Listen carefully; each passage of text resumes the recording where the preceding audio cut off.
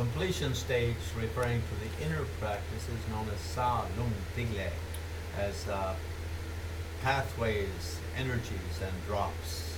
Un pabeigšanas stadija runā, to sauc par cēlonu tiglē, kura vairāk strādā ar enerģijām. And the key of those, of course, is tumo, or chandali yoga in Sanskrit. Un atslēga tām ir tumo, jeb cangli yoga sanskritā. And tumo or chandali is very similar to what we think of today as kundalini. Un tumo ir ļoti līdzīgs tam, ko mēs mūsdienās saucam par kundalini jogu. Therefore, those 6 are often said to be based on tumo. Tumo is the foundation, and all other 5 are extensions or applications of tumo. Un tiek teikts, ka šīs 6 balstās uz tumo, un faktiski viena ir tumo, un tās 5 ir tā kā tumo paveidi. So in general, there's also a tradition of speaking the 6 yogas as the 10 yogas of Naropa. Reizēm par šīm 6 Naropas jogām runā arī kā par 10 jogām.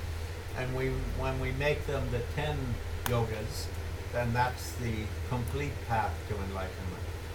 Un tad, kad mēs runājam par 10 jogām, tad tas atbilst šim te pilnīgajam ceļam uz apgaismību. When the 6 become 10, tumo is divided into 2. Kad 6 pārtop 10, tad tumo sadalās 2 daļās. And the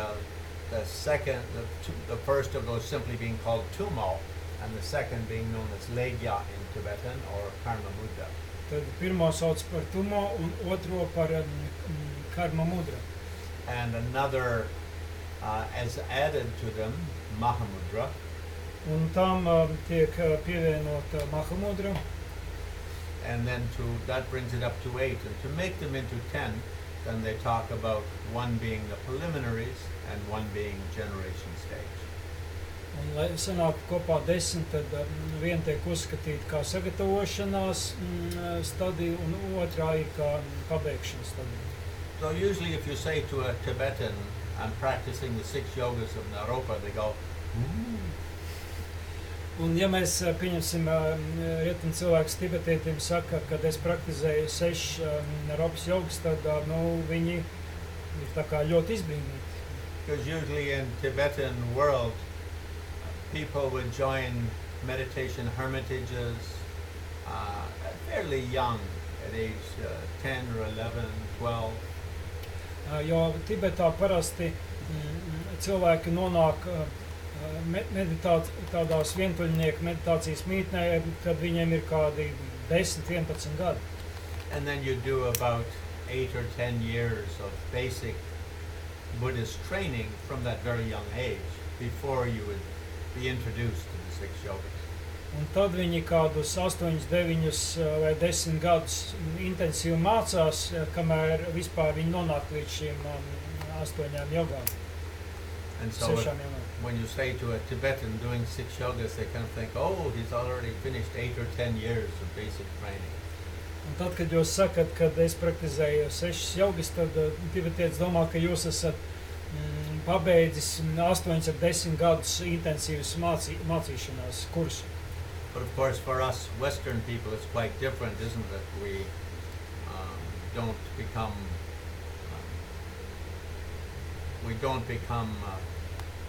hermit types at age 9, or monks or nuns at age 9 or 10 or 11.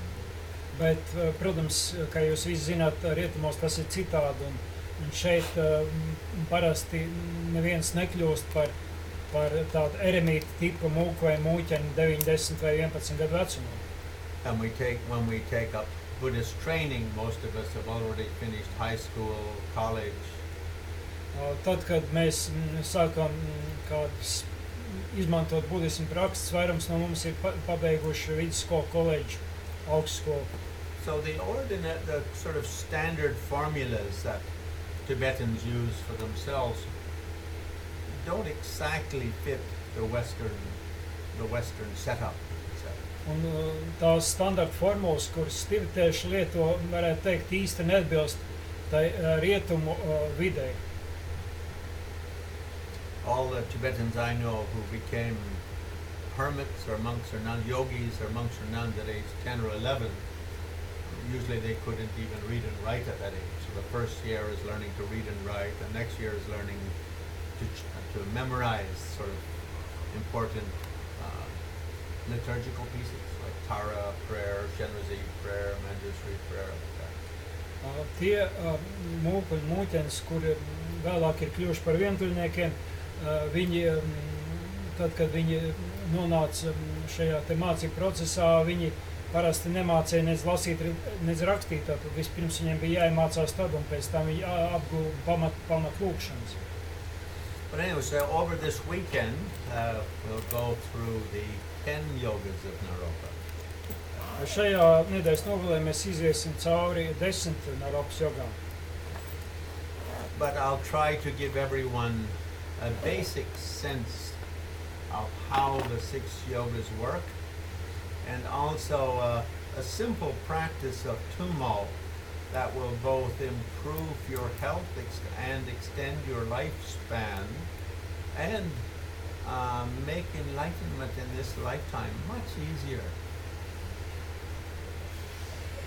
Es došu pamat skaidrājums par to, kā šīs 6 Naropas jogas darbojās, un arī tādu tumo prakses pamatu, kas varētu paildzināt jūsu dzīvi un apgaismības sasniegšanu šajā dzīvē daudz vienkāršāk. In one of these sessions, I'll bring in a little bit from Milarepa of the special tumo practices that he did for his own health and longevity. Un vienā no sesijām es piedāvāšu jums vienu no praksēm, ko Milarepa pats veica savam ilgam mūžam un sasniegumiem. So if we go back to the name of the 3 bardos, the bardo of when we're awake, the bardo of when we're asleep, and the bardo of when we're dead. Kad mēs atgriežamies pie šiem 3 dažādiem bardo stāvokļiem, bardo stāvoklis viens, tātad, kad mēs esam nomodā, otrs, kad mēs esam miegā, un trešais, kad mēs esam miruši. And if we talk about 6 yogas, Kad mēs runājam par 6 jogām, then tumo is practiced both when we're awake and when we're asleep and when we're dead. un tumo tiek praktizēta visās šajās 3 bardo stāvokļos, gan mums nomodā esot, gan miegā, gan arī jau tad, kad esam miruši. When we talk about those 6 yogas with tumo as the foundation, Tad runājot par 6 jogām, tumo ir pamats. and it's simply called the foundation, which in Tibetan they use the word foundation stone. When you put up a pillar or you put in the foundations of your house, on each corner you put a very strong stone under the earth. So the weight of the whole house is on those 4 stones. So even if parts of the house sink a little bit, those stones keep your house nice and level and straight and Un strong. tibetieši faktiski runā ne tik vien par pamatu, bet par pamatakmeni, kam ir ļoti konkrēta saistība ar to, kā viņi būvēja savus ēkas. Faktiski ir 4 pamatakmeņa ēkas 4 stūros, un tālāk viss būve tiek veidot balstoties uz tiem, un tas neļauj ēkai kaut kur noslīdēt. So how do we achieve enlightenment through the 6 yogas? Kādā veidā mēs sasniedzam apgaismību, izmantojot šīs 6 jogas? And this is through the 2nd and 3rd of the yogas, which is illusory body and clear light. Tas ir ar